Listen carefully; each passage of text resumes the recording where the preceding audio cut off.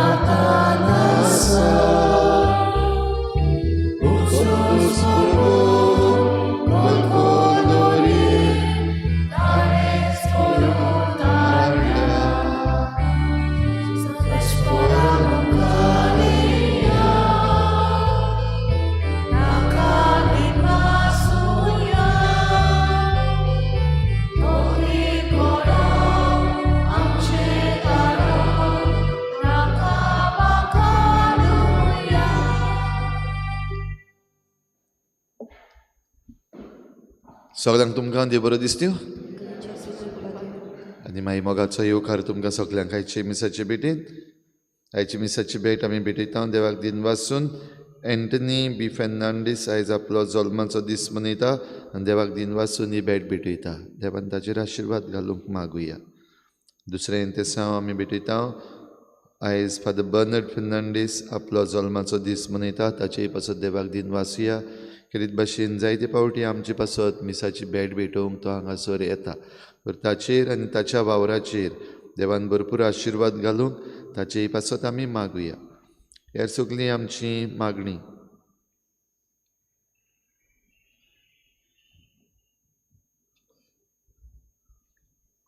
मातशें चूक जाली.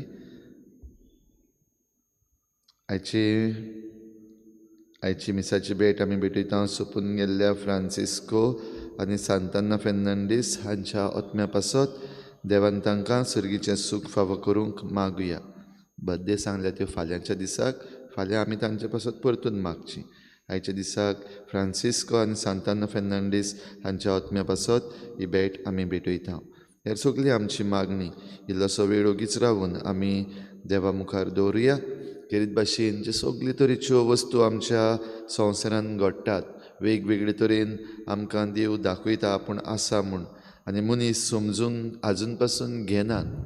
आमच्या मनशां पासत मागुया, आमच्या वडिलां पासत मागुया, आमच्या सरकारा पासत मागुया, लोकां पासत मागुया.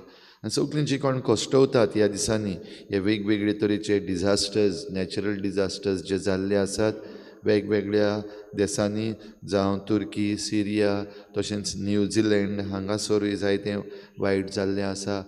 नॉर्थ अमेरिका हांगाय सृश्टी एके भाशेन मनशांचेर परतून उपरासलेली आसा.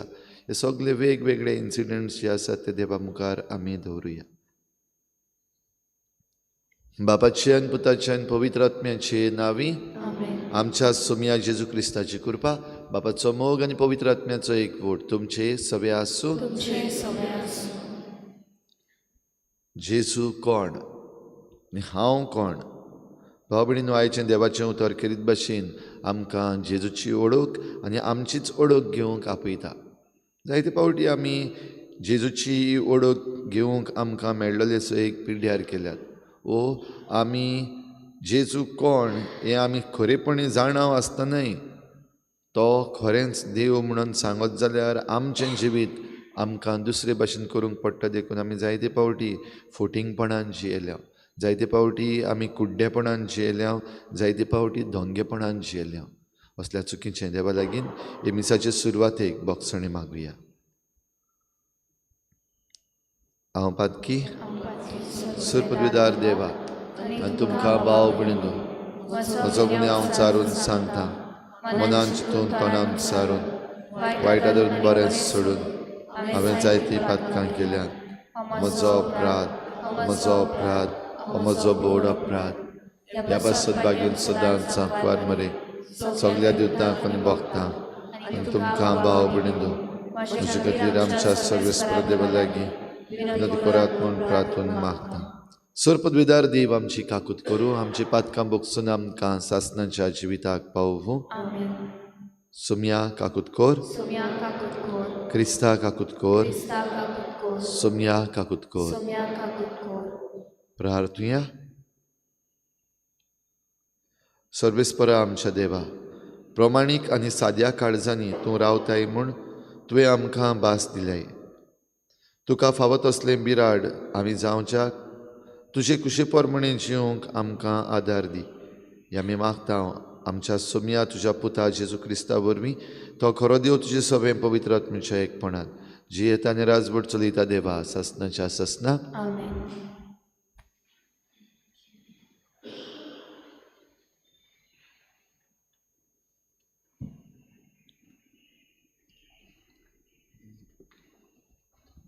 उत्पत्तीच्या पुस्तकावेलें वाचप. नोयेचेर आनी ताच्या भुरग्यांचेर आशिर्वाद घालून देवान तांकां म्हणलें, सुफळ जायात आनी वाडोवन वचात आनी प्रितूम बोरात. सगल्या रानवटी मनजातींक आनी अंत्रोल्या वेल्या सगल्या सुकण्यांक, जमनीचेर सोरपटून चलतल्या सोर जिवाण्याक आनी दर्यांतले सगले मासलेक तुमचें बें आनी भिरांत आसूं. हे सगल्यांक तुमचे आदीन केल्यात.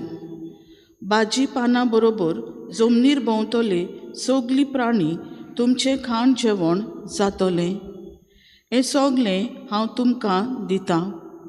फकत जीव आसलोले मुणगे रगत आसलोलें मांस तुमी खावूं नये, कित्याक तुमच्या रोगताचो तशेंच जिवाचो हिशोब हांव खरेंच घेतलों. दर एका जनवाराचो तशेंच मनशाचो हांव हिशोब घेतलों. तशेंच जो आपल्या भावाचो जीव काडटा त्या मनशाचो हांवूय जीव काडटलों.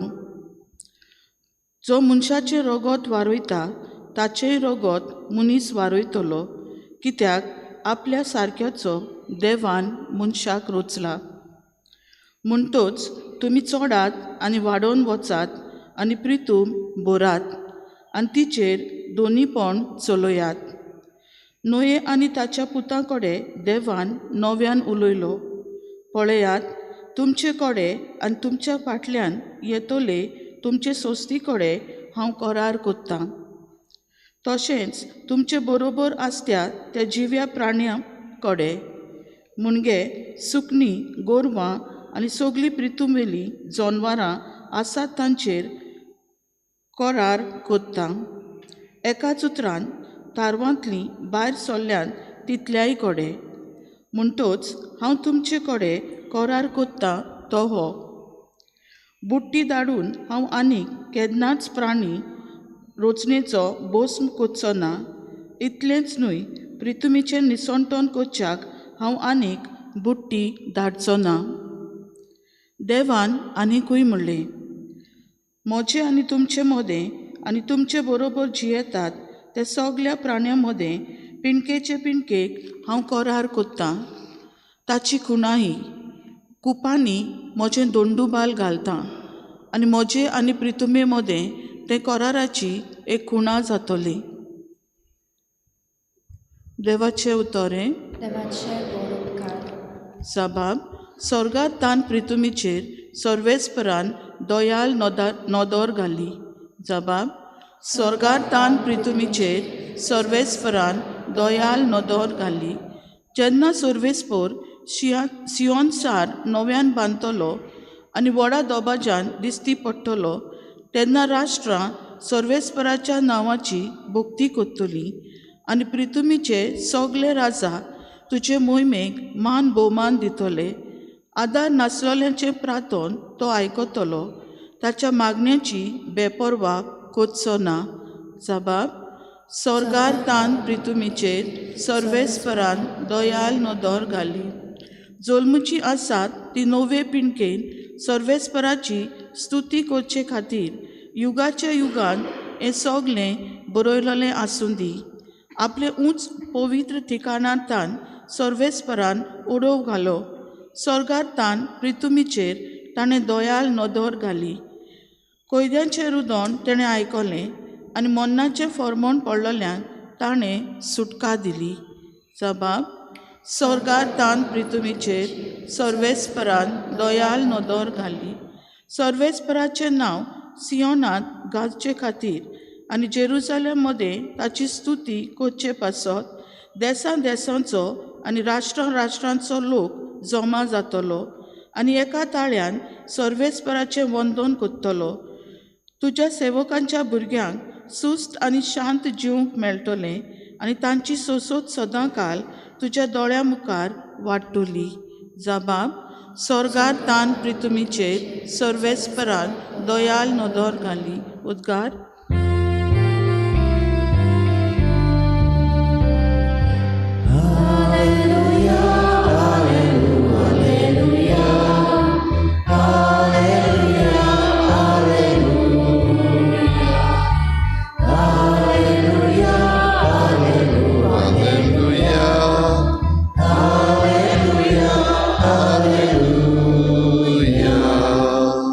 सायबा, तुजी उतरां आत्मो आनी जिवीत, तुजे सवे आसात सासणाच्या जिविताची उतरां.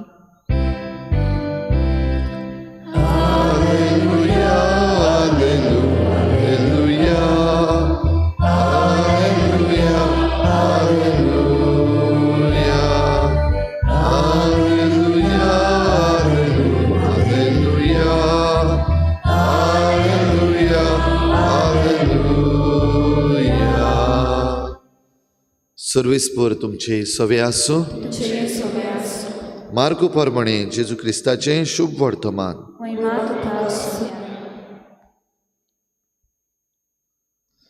जेजू शिसांक घेवन फिलिपाचे शेजारी ह्या प्रांतांत पडटात त्या गांवांनी भायर सरून गेलो. वाटेर ताणें आपल्या शिसांक अशें विचारलें, लोक म्हाका कोण सदरता? आनी तांणी परती पाडून म्हळें, थोडीं जाणां स्नान दातात जिवांव, हेर एलिजा, दुसरीं प्रवाद्यांतलो कोण एकलो अशें म्हणटात. तेन्ना ताणें तांकां विचारलें, तर तुमी म्हाका कोण सदरतात?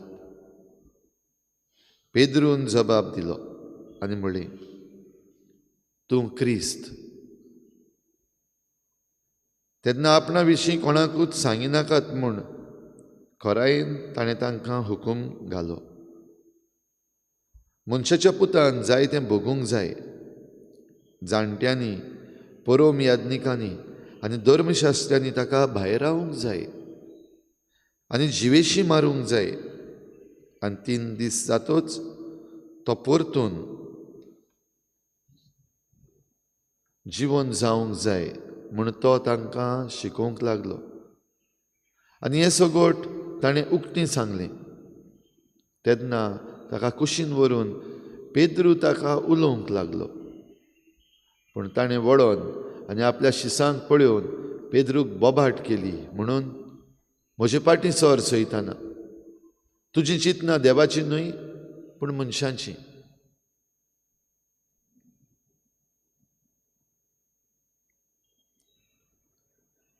जेजू क्रिस्ताचें शुभ वर्तमान हें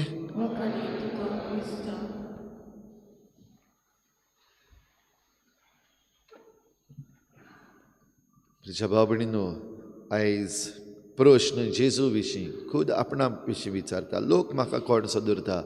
तुमी म्हाका कोण सदरतात? जबाब लोकाच्या नांवानूय बीन दिला आनी शिसांनी आपणाच्या नांवान म्हणटा तो पेद्रून दिला. लोकाच्या नांवान वेगवेगळ्यो वस्तू आसात. कोण म्हणटा तूं एलिजा, कोण म्हणटा तूं जुआंव बावतिस्त, कोण म्हणटा तूं प्रवाद्यांतलो कोण एकलो. मानून घेतलो जेजून जबाब. तुमी म्हाका कोण सदरतात? जबाब तूं क्रिस्त. थोय जबाब जेजून मानून घेतलो. आनी दुसऱ्या शुभ वर्तमानान आमकां हेंय मेळटा, जेन्ना हो जबाब पेद्रून दिलो तेन्ना जेजून ताका म्हणलें, हो जबाब तुजेच वस्तूंक तुवें सांगूंक ना, तुज्या रोगता मासान सांगूंक ना, पूण म्हज्या बापान हो जबाब तुका दिला.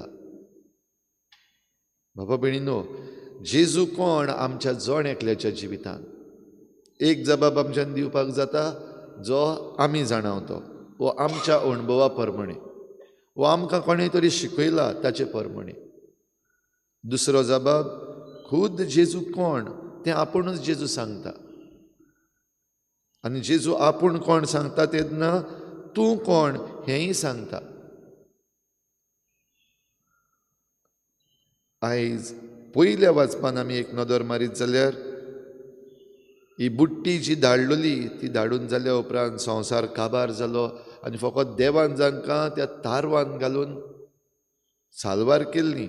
म्हणजे जनवारांच्यो वेगवेगळ्यो जाती, तशेंच मनीस जात, नोवाची फामील, तांकां जेन्ना देवान सलामती परतून पावयल्ली, पावस काबार जालो, जनेल दार उगडलें तारवाचें, तेन्ना देव तांचे लागीं करार करता. कराराची खुणाय आसा. करार तो हो की हाचे मुखार हांव आनीक बुट्टी धाडचो ना, संवसार आख्खो काबार केन्ना करचो ना. खुणा दोंडुबाळ, रेनबो. देव मनशां लागीं आपलो करार करता. आनी करार करता आसतना हीं उतरां जेन्ना सुरवातेक देवान रोचलोली तेन्ना मनशांक म्हणलेली, चडात आनी वाडात, आख्खी प्रितूम भरात. आतां देव परतून ही कराराचीं उतरां उलयता आसतना हें तांकां सांगता, सुफळ जायात, प्रितूम भरात.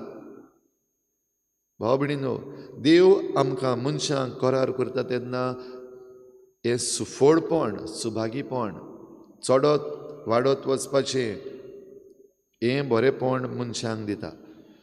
आयज जरी तर आमी नदर मारली जाल्यार आनी ह्या वाचपान जी देवान भासावणी दिल्ली, परतून हांव आनी केन्नाच ही बुट्टी धाडचो ना. आतां सद्याक न्यूझिलंड हांगासर बुट्टी चालू आहा. बुट्टी आसा तेच बरोबर अर्थक्वेकूय जाला. दुसरे वाटेन नॉर्थ अमेरिका त्या वाटेनूय बीन फ्लॅश फ्लड्स जाल्ले आसात. घडये आदीं जाल्ले ते भाशेन एक बराबर पावस पडून आख्खी प्रितूम भरून काबार करूंक ना. पूण मनशाच्या पातकाक लागून आयज ह्यो बारीक बारीक एक एक कडेन वस्तू घडत आसात. सृश्टी एके भाशेन आमचेर परतून उपरासत आसा. जावं तो ती धोरणकाम, जावं जे स्टॉर्म्स आनी हरिकेन्स जातात ते, वो हे फ्लॅश फ्लड्स जातात ते, मनशाचें जिवीत आनी रोचणेचें जिवीत नाटक करीत आसा. भाव भयणीनो, आयज जेजूनूय बीन आपणा विशीं जेन्ना सांगलें, ह्या शिसांनी आपणा विशीं सांगलें तेन्ना तो जबाब मानून घेतलो, तूं क्रिस्त. तेच बरोबर हो जबाब दिला तेन्ना तांकां सांगलें, कोणाकूच सांगो नाकात, कित्याक वेळ आसा सारकें समजून घेवपाक. आनी सारकें समजून घेवपाचो वेळ येता तेन्ना कराराची आनीक एक खुणा, ह्या कराराची खुणा ह्या वाचपान आमी जेजून सांगली अशी आयकूंक ना. पूण खेरीत भाशेन अशें सांगलां ताणें, जाय तें सोसूंक जाय. जाणट्यांनी, परम याज्ञिकांनी आनी धर्मशास्त्रांनी ताका भायर रावंक जाय, जिवेशी मारूंक जाय. खुणा जाली खरीच. म्हणटच देवाच्या कराराची खुणा आदल्या करारान सगळी बुट्टी बीन आयल्या उपरांत हें दोंडुबाल, रेनबो, जाल्यार खरी खुणा आतां नव्या करारान जेजूचो खरीस. आनी ह्या कुर्साचेर हे सगळे कश्ट त्रास. आनीक एक वस्त आमच्यान भाव भयणीनो पळोवंक जाता, जेन्ना जेजून आपणा विशीं ह्या कश्टांची आनी हे खुणेची खबर सांगली तेन्ना पेद्रून मानून घेवंक ना. तोच पेद्रू जाणें मातशें पयलीं म्हणलेलें, तूं क्रिस्त. आनी क्रिस्त म्हूण म्हणल्या उपरांत आतां रोखडोच जेजू जेन्ना आपणा विशीं खरी गजाल आसा ती सांगता, फकत अर्दें न्हू. पेद्रून सांगलें तें अर्दें, तूं क्रिस्त. जाल्यार जेजू आख्खें सांगता, तातूंत कश्ट त्रास आसात, मरण आसा, पुनर्जिवनपण आसा. हें सगळें आख्खें सांगल्या उपरांत पेद्रू मानून घेवपाक फाटीं सरलो. जेजू कुशीन व्हरून ताणें ताका म्हणलें, ना, अशें तुका केन्ना जावंक दिवचो ना. आनी जरूय जेजून ताका पयलीं म्हणलां तूं खडप, ह्या खडपाचेर हांव म्हजी सभा बांदतलो. हें जें कितें तुवें सांगलां तें रोगता मासान न्हय, पूण म्हज्या बापान तुज्या काळजान तें घातलां. हें म्हणलेलें, पूण रोखडो जेजू म्हणटा ताका सैताना पाटी सर, जावपाक शकना. तूं आतांच देव, आतांच देवाची गजाल तुका मेळटा आनी आतांच तूं रोखडोच देंवचार जाता, सैतान जाता, कशे भाशेन जातलें. पूण खरेपणी अशें आमच्या जिवितांत घडटा काय भाव भयणीनो? जायते फावटी आमी जाणां, सगळें आमकां खबर आसा, आमी देवा वाटेन आसा, आमी सारकें आसा तें करूंक सोदता. चूक कितें आनीक सारकें कितें आमकां खबर आसा. देवीक आमी देवाच्यो वाटो. पूण रोखडींच आमी कसलेय ना जाल्यार कसल्याय कारणान पेद्रूचें कारण एकदम बरें आसलें. जेजूक वायट जायना जावपाक. कित्याक जेजू आपणाक कश्टाची खबर सांगता, मरणाची खबर सांगता. हें वायट जेजूक जाल्लें नाका देखून ताणें आपलो प्रोटेस्ट केलो रोखडो. ना, तशें जावपाक दिवचो ना. जाल्यार रोखडोच जेजूय ताका म्हणटा सैतान भितर सरला तुजे भितर. आमकांय दिसाच्या दिसाक देवीक जाणवाय आसा, देव आमचे बराबर आसा, देव आमचे वरवीं उलयता, देव आमचे वरवीं बरें करता, जाल्यार रोखडोच देंवचारूय आपूण भितर सरता. हाची चोतराय धरूंक जाय आमी. जायते फावटी भाव भयणीनो आमची ही चोतराय ना. आमी देंवचाराक भितर सरूंक दिता. आमची चिंतनां, आमचीं उतरां, आमचे आवंडे देंवचाराच्या ताब्यान जेन्ना करता तेन्ना देवान जो आमचे लागीं करार केल्लो आसा तो आमी मोडटा, देव मोडिना. देव केन्नाच आपलो करार मोडिना. पूण देवान जो आमचे लागीं करार केल्लो आसा तो आमी देंवचाराचें आयकोन जेन्ना मोडटा तेन्ना जरूय देवान आमकां सांगलां परतून बुट्टी हांव धाडचो ना, परतून आख्खो संवसार हांव काबार करचो ना. आयज आमच्या दोळ्या मुखार आमकां दिसती पडटा बुट्टी आहा. संवसार आजून काबार जायत आसा. हजारांनी लोक मेलो. पयलीं कोरोना आनी आतां ह्या अर्थक्वेकान कितलोच मेला. दुसरे वाटेन न्यूझिलंड हांगासर बुट्टी आनी परतून अर्थक्वेक जावन थंयसरूय लोक मेला. म्हणटच आख्ख्या संवसाराक लोक मरत आसा. जाल्यार देवाची बासावणी कशे भाशेन समजून घेवपाची? देवाची बासावणी केन्ना चुकची ना. देव आपली बासावणी केन्ना मोडिना. पूण आमी जेन्ना देवाक कुशीन दवरून देंवचाराच्यो करण्यो करूंक लागता, देंवचाराचें आयकता, तेन्ना आमीच ही आमचेर खास्त मागून घेता. तर आयच्या दिसाक भाव भयणीनो आमी आमकां एक कृपा मागुया. जेजू म्हाका कोण? जरी आमी पेद्रू भाशेनूच जबाब दितले, पूण खरेपणी हो जबाब आमी जिवंक गरज. तर आमकां हो जबाब जिवंक हे भेटेन आमी कृपा मागुया. होच जेजू आतां ह्या आल्ताराचेर येता, खरो जिवो देव उंड्या सोऱ्याच्या रुपान. ताची बदोळणी जावन जेजू आपलें खरें मांस रगत आमकां दिता. तातूंत आमी जेजूक भेटुया आनी जेजूचे शिकवणेन चलुया.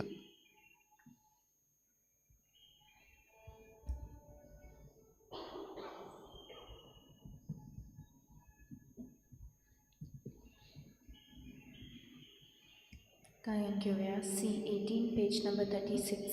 C18.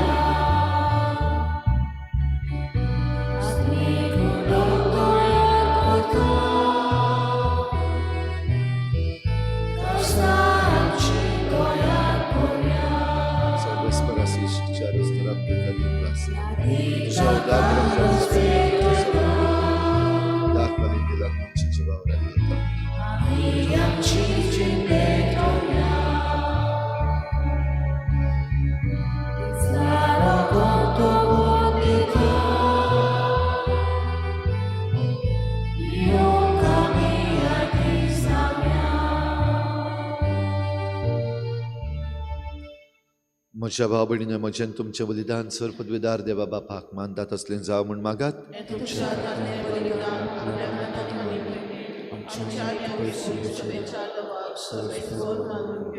सर्वेस्पराय भेटोवणे वरवीं आमची काळजां नितळ निर्मळ जावं, आमची जिणेची चाल नवी जावं आनी तुजी खुशी पाडूंक आमकां घोटाय मेळूं.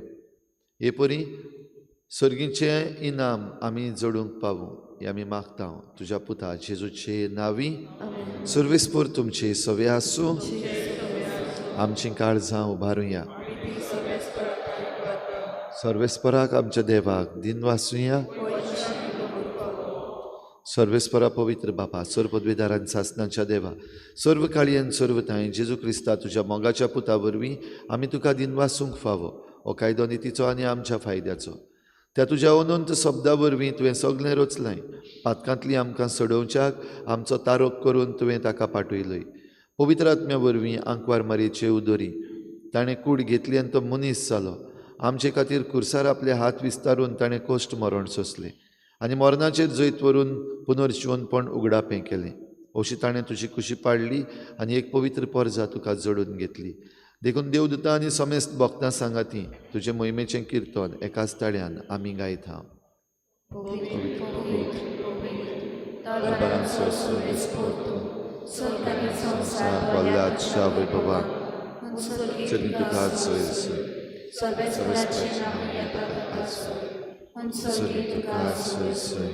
बापा खरोच तूं पवित्र तूं सगळ्या पवित्रपणांची झर तुज्या पवित्र आत्म्याक धाडून ही देणी पवित्र कर म्हूण आमी मागता जावं ती आमकां आमच्या सोम्या जेजू क्रिस्ताची कूड आनी रगत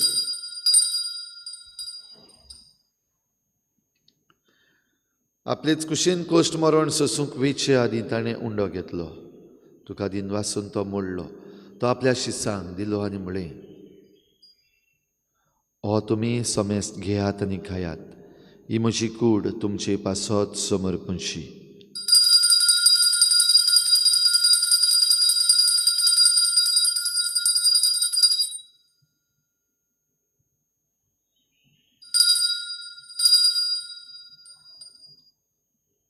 तेच परीन जेवण जातच ताणें काल्स घेतली तुका नव्यान दिन वाचलो ती आपल्या शिसांक दिली आनी म्हळें तुमी समेस्त घेयात आनी हातलें पियेयात ही म्हज्या रोगताची काल्स नव्या आनी सासनीक कराराचें हें रगत पातकांचें बोगसणें मेळच्याक तुमचे पासत आनी समेस्त मनशां पासत तें वारोवतलें हें म्हज्या उगडासाक करात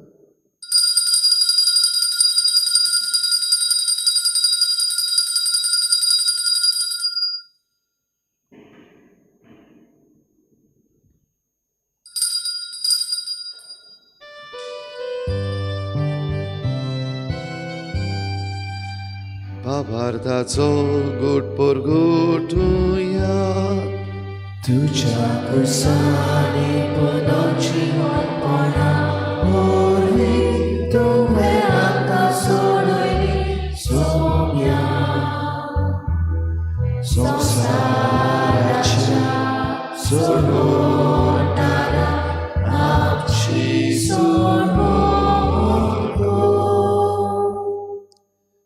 बापा जेजूच्या मरणाचो आनी पुनर्जीवनपणाचो आमी भक्तीपणी उगडास करता आनी हो जिविताचो उंडो आनी सोडवणेची काल्स तुका समर्पिता तुजे मुखार येवंक आनी तुजी सेवा करूंक आमकां फावो केलें देखून आमी तुका दिन वाचता आनी जेजूची कूड आनी रगत शेवतल्या आमा समेस्तांक पवित्र आत्म्या वरवीं एकठांय कर म्हूण आमी नम्रतायेन मागता सर्वेस्परा आखे प्रितुमीचेर विस्तारलोली तुजे पवित्र सोबेचो उगडास कर आनी फ्रांसीस आमच्या बागयोन बापा फिलिप नेरी आमच्या गोवळी बापा आनी सगळे याज्ञिकी वर्ग बराबर तिका प्रिती मोगांत वाडय पुनर्जीवनपणाचो बरवस धरून मेल्यान त्या सगळ्या आमच्या बाबा भयणाची काकूत कर तांकां तुजे इश्टागोतीन मेल्ल्या समेस्तांक तुजें परजळीत मुखामळ पळोवंक फावो कर आमा समेस्तांची हे बेटेक आयज आजीर जालोल्या सगळ्या तुज्या भुरग्यांची दया कर म्हूण आमी मागता आंकवार मरे देवाची माई सांगाती तिच्या पोती बागयोन जुजे बागयोन धर्मदुतां बागयोन जुजे वाज आनी बागयोन फ्रांसीस शावियर आनी सर्व काडी तुका मानवल्या त्या सगळ्या भक्तां बरोबर सासणाच्या सुखांत आमकां वांटो दी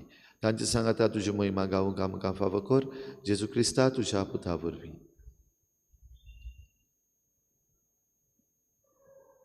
त्याच जेजू वरवीं त्याच जेजू सांगाता त्याच जेजू थंय पवित्र आत्म्याचे एकपणान सर पदवीदार बापा सर्वंदन आनी वैभव तुका सासणाच्या सासना तूं क्रिस्त जिव्या देवाचो पूत मनशाच्या पुतान सोंसूंक जाय ताका जिवेशी मारूंक जाय आनी तिसऱ्या दिसा तो पुनर्जीवन जावंक जाय बाबडीनो आमी आख्खो संदेश घेवन आमचें जिवीत पुर्तेपणी जिवंक आमकां कृपा मागुया आनी जेजून शिकयल्लें प्रार्थन बापाक उबारुया.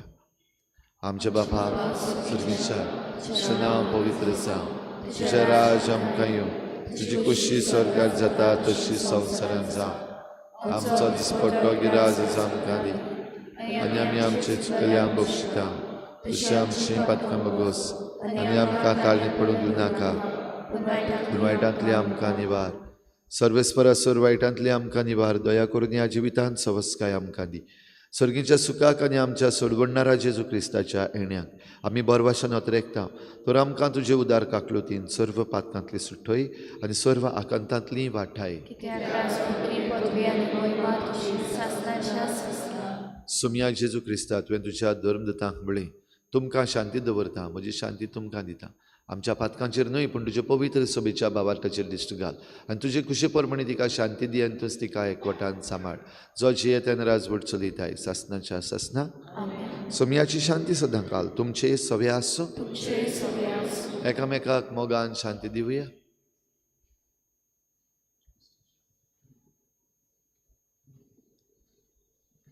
देवाचे शिले तू संसाराचे पाप काडटली आमची काकूट कोर. देवाचे शिले तू संसाराचे पाप काडटली आमची काकूट कोर.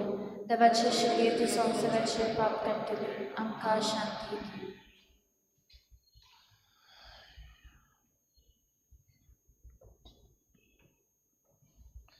ही देवाची शेळी संवसाराचें पाप काडटा ती शेळीच्या जेवणाक आपयल्यान ती आमी सगळीं सुभागी.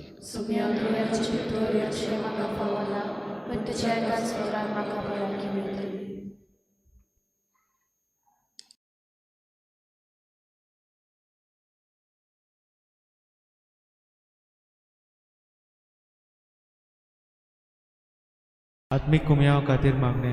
मोगाळा जेजू मोगाळा जेजू तूं भोव पवी संस्कारान तू भोव पवित्र संस्कारान हाजीर आसाय म्हूण हाजीर आसाय हांव म्हूण सत मानता. हांव सत मानता. सगळ्या वस्तूंन हांव सगळ्या वस्तूंन हांव तुजो मोग करता तुजो मोग करता आनी हांव तुका आनी हांव तुका म्हज्या आत्म्यान घेवंक म्हज्या आत्म्यांत घेवन आशेता. आशेता. हे घडयेक एक घडयेक तुका हांव तुका हांव संस्कारान घेवंक संस्कारांत घेवन शकना म्हणटच शकना म्हणटच आत्मीक वाटेन तरी आत्मीक वाटेन तरी म्हज्या काळजांनी म्हज्या काळजांनी तूं म्हज्या काळजांत तूं म्हज्या काळजांत आसा म्हूण समजून आसा म्हूण समजून हांव तुका वेंगयता हांव तुका आनी वेंगयता आक्कोच आनी आख्खीच तुका एकवडटा. तुका एकवडटा. तुजे कडसून तुजे कडसून केदींच वेगळो जावं केदींच वेगळी जावं म्हाका दिवं नाका. म्हाका दिवं नाका. आमेन. आमेन.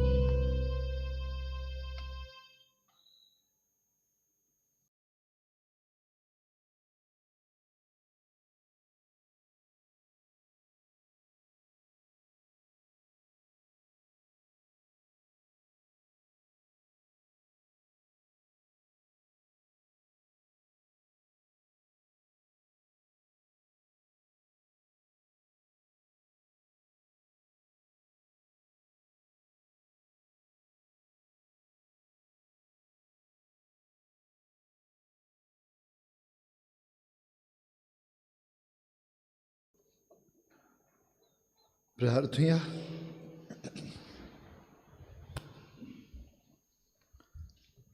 सर्वेस्पर आमच्या मोगाळ बापा, सुर्गीच्या स्वादीक जेवणान आमचे भुकेल्ले ओतमी तुवें दादुशी केले. आमचो खरो जीव सांबाळटा तें पसण आमी सदांकाल आशेवंक निर्मी. हे आमी मागता हांव क्रिस्ता आमच्या सोमया वरवीं. सर्वेस्पर तुमचे सवे आसूं. तुमचे सवय आसूं. सर पदवेदार देव, बाप आनी पूत आनी पवित्र आत्मा तुमचेर आशिर्वाद घालूं.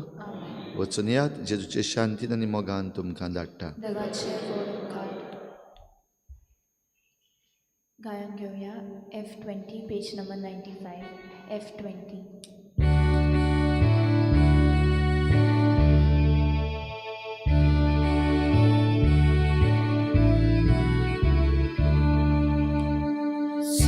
Sasoporia तुझे संगाती आसा संसार सोपो